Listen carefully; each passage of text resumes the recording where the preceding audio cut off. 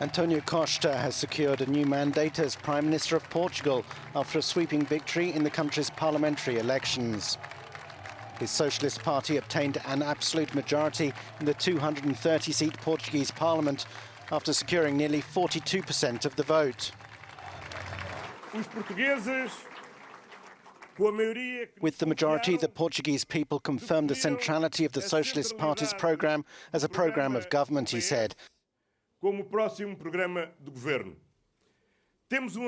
have a very clear mission: turn the page of the pandemic and mobilise all our energies to enable our country to progress. It was a poor result for Rui Rio's Social Democrats, who had been forecast to perform much more strongly.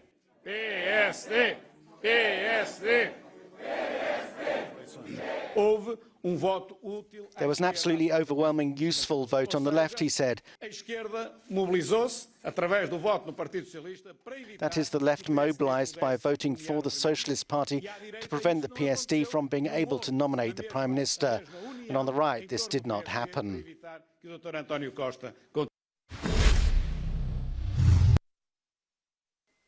With just the overseas results still to come in, the Socialists have 42% of the vote, well clear of the Social Democratic Party on 29%.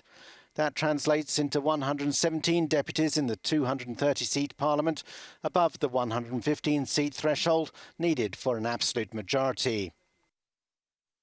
The populist Chega party becomes Portugal's third largest, with 12 seats.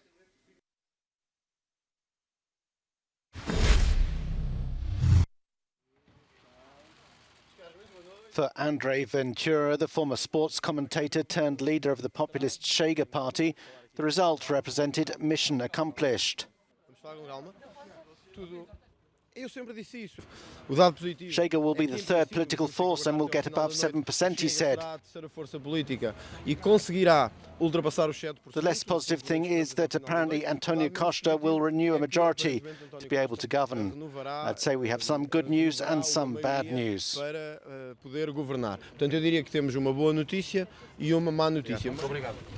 He promised he would now go after Costa in opposition.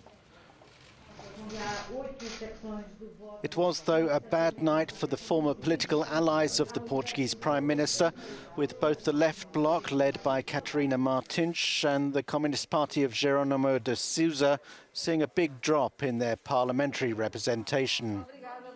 Their refusal to vote Costa's budget had helped trigger the election.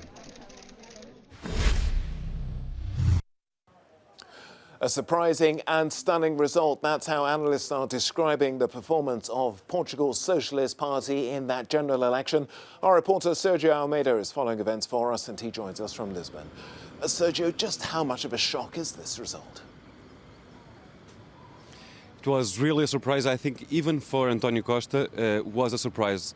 The leader of the Social Party was not expecting all the opinion polls were saying in the last few days that he would never have the majority. He was okay with that situation. He was preparing himself to organize alliances, to negotiate, to have the support in the parliament. But in the end of the night, he managed to have the majority. Why? One of the explanations could be that he has during the campaign that don't vote for the extremes, don't risk the extremes, vote for what you know, vote for what can give you the stability to rule the country.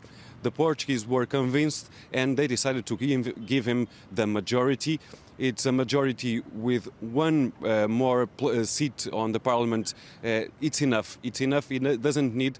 Everyone was expecting this week a lot of negotiations, a lot of meetings to have a new government. Finally, Antonio Costa managed to rule the country by his own, with his party, but he said that he's going to dialogue with everyone. Sergio, even though he says he's open to talks with everybody and he wants to sort of rule responsibly, to put it in his own words, if I can paraphrase slightly, we got into this situation because he fell foul of his other partners over the budget. Is that situation going to be repeated again? Probably not, because Antonio Costa present the budget that he present to the Parliament as the program, as his campaign program, and he said, "I'm going to put in place. If I manage to have a majority, I'm going to put it in place. I'm going to dialogue.